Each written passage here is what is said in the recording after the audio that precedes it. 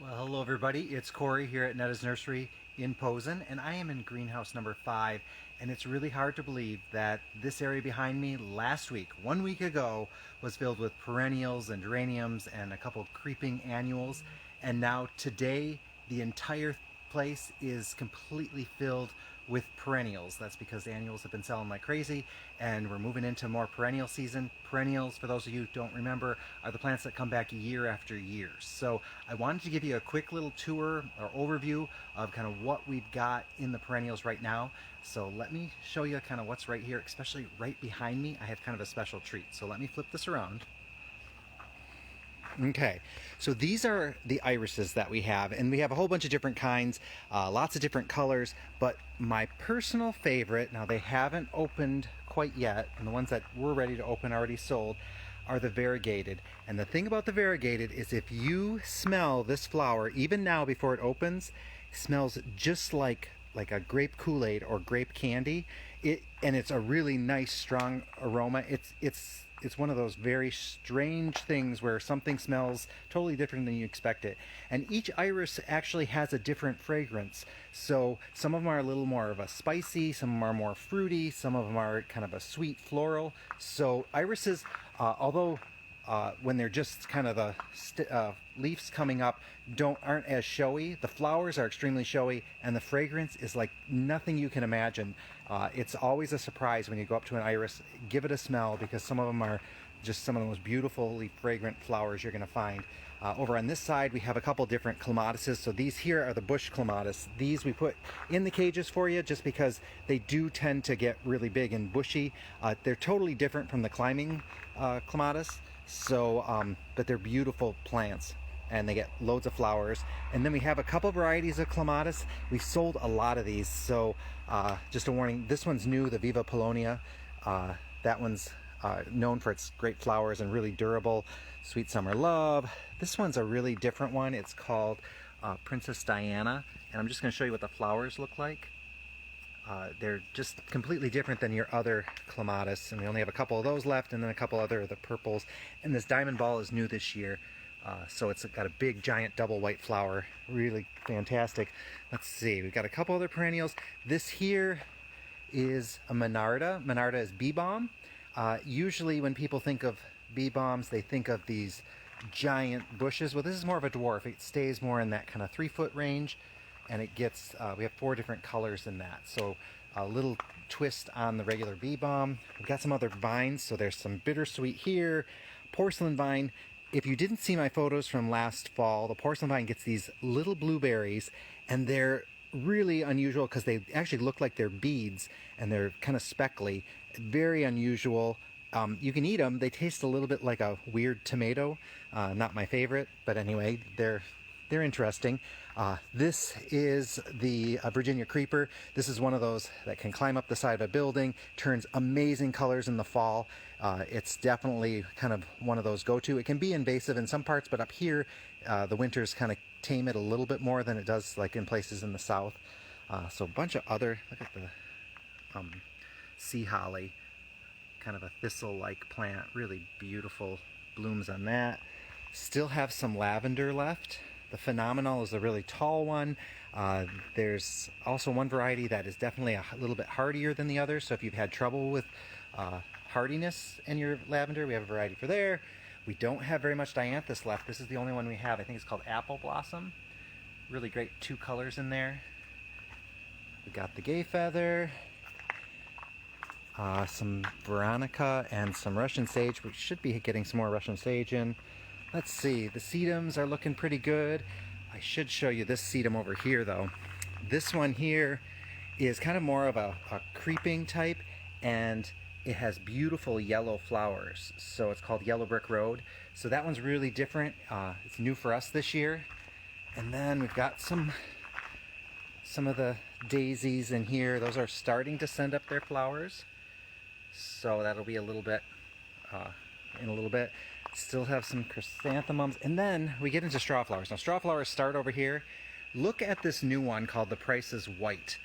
The flowers on them are enormous. The cones, now Echinacea or coneflower, these things do really well. They like the heat. We actually had to stake them, but not because the stems are wimpy, because they're very, very firm, but because the pots are too small to be able to hold, you know, the roots together. The roots can't get wide enough in them. So we had to actually stake them because they are so enormous. Like, they're over 2.5 feet tall. Some of them are at the 3-foot mark. So really great. And then another color that's really looking good. Now, we don't have a all the way open one. This one's just starting to open. That's a salmon. Really great one. And Echinacea come all the way down to over here. I'll show you the Sombrero Yellow, because that's one of my favorites. It's just a really reliable yellow coneflower, or Echinacea, and it's got a really vibrant color to it. Have some tick seed, and we have some of the butterfly bush as well. Not butterfly bush, butterfly weed, which is different from butterfly bush. On this side, we have a little bit more of the shadier plants. So we have a lot of hostas. These Coreopsis are actually sun lovers. They get a good amount of sun right here, so we're keeping them there, but we didn't have a lot of them. We've got some of the foxglove, a bunch of astilbe, a couple different varieties of that. And then we get into, down over here, some violas, some thyme, and then a bunch of ground cover. So if you see this kind of container, you're going to see that it's ground cover. We have a little bit of strawberries left and some horseradish left too. So if you're interested in those, stop on down. And then over here, this is an anemone, which has an amazing pink flower on it. And it gets decent size. That's a pascal flower. I showed you that before. Have some of these Japanese grasses. These are stunning grasses. They get kind of a nice ball. It looks like almost like feathery hair. Really beautiful golden color. And then the Sun King Aurelia, that can get up to 4 feet tall. These can do full shade. So it's one of the showier plants for the shade, which you don't get a lot of. We also have some Ligularia. And this one here is an interesting one. It's toad lily. We only have 2 of those left. So it gets just kind of an interesting little flower on it. But the Ligularia, that gets nice yellow flowers. Only have a little bit of the lungwort, or also known as pulmonaria. This one has the speckled leaf, and then the flowers change color through the season, or as they're opening. They start one color and move to another.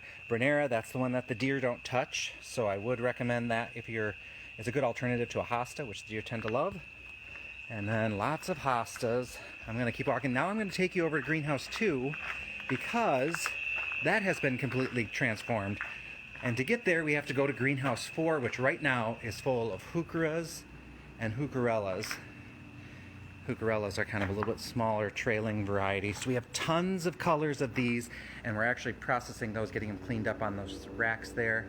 And then there's a bunch over here, more over here. Some of the reds and some of the champagne color ones are fantastic. They've been new over the last couple years, developing a lot of new colors, some really good purples. Now I'm going to walk through here. We still have annuals in this section here, so there's still a couple annuals left. And then we come into 2, which when we first get here, it looks really empty, but that's because this area over here, we're saving room. We are expecting at least 1 truck in the next 10 days, and we're hoping we get lots of great stuff that we can fill in here. We keep calling our orders our wish lists because we don't know what we're gonna get, but we're hoping to get some good stuff. We still have some Baptisia. This variety right here, the Twilight Prairie Blues, those have not blossomed yet. Those were in our winter storage, so those are still going to have blossoms, whereas the other ones, the Proven Winners varieties, were in the greenhouse that we overwintered, and they were a little more pampered, so they already bloomed for the season. But you can see they still have the nice leaves, but those have not bloomed yet, so they're going to have flowers soon. Lots of daylilies. Actually, those go all the way to the end here. Some silver mound and some artemisia. And then we have a lot of yarrow. This is all yarrow that we overwintered. So we have yellows and pinks and reds. These here we actually got in, so they're a little ahead. A bunch of other plants. Got some salvias for you. We only have a little bit in the asters right now, which hopefully we can get some more.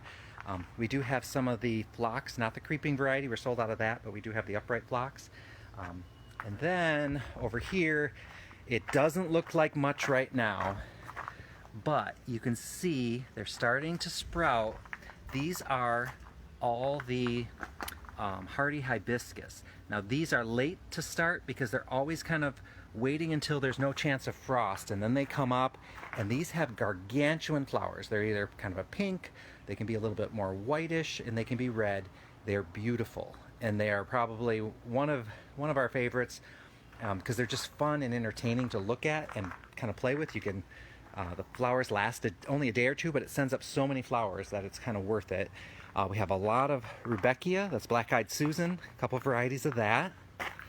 And then the Alliums, which looks like most of them that we had that were blooming earlier have sold today, but you can see they have that kind of purple head on them. We have a couple of varieties of them. This here is the Hardy Geranium, which is very different from an annual geranium. This is the one that kind of, these are looking a little scraggly because they were in the greenhouse, but they're going to fill in pretty nice. They get kind of a big pillow, and then that pillow sends up a bunch of flowers. These kind are more reblooming. The cranesbill tends to have like a flush of flowers, and then it might come back later. It's a little less so than the others. We also have a lot of the perennial grasses. Well, actually, we don't have a lot of them. We only have a couple of them. More of them are the flame grasses, which turn red in the fall. A couple of peony are still left. And then we have more of those hardy hibiscus over here. So, let me flip this around. So that's what I can tell you a little bit about when it comes to the perennials that we have and how we've kind of converted what used to be the big old annual area into perennials. I will give you a quick peek at the annual area. I'm outside right now, and I'm going to go into greenhouse 1 so you can kind of see what we have left. It's quite different from what we had before. So I have to duck in, and I'm going to flip this around. So we still, oops, that didn't turn. So we still have, annuals, and still have a lot of colors, but definitely not the selection that we would have had even just a week ago. So you're seeing a lot of reds, pinks, whites. Yellows have been kind of in short supply. Those have sold pretty quick, but you can see there's petunias, there's geraniums, there's calibrachoas. There are a couple of the sunflowers back there in Argeritums. Still some of the sweet potato vine, vinca, and creeping jenny, as well as the scivola. And then we still have some baskets and potted plants as well, and those are really starting to come into their own. We've had to kind of plant and replant because we keep selling everything we have. This is the Argeritum. Once those get into bigger pots, they really take off and look great. And once they start blooming, they just keep going on and on and on. And that Mexican heather, it's just covered in flowers, and it keeps sending up more and more. So that's another one to kind of consider. Anyway, so I kind of went outside of the just perennials and had to show you some of the annuals that are left. So thanks for watching, and I'll talk to you guys all very soon.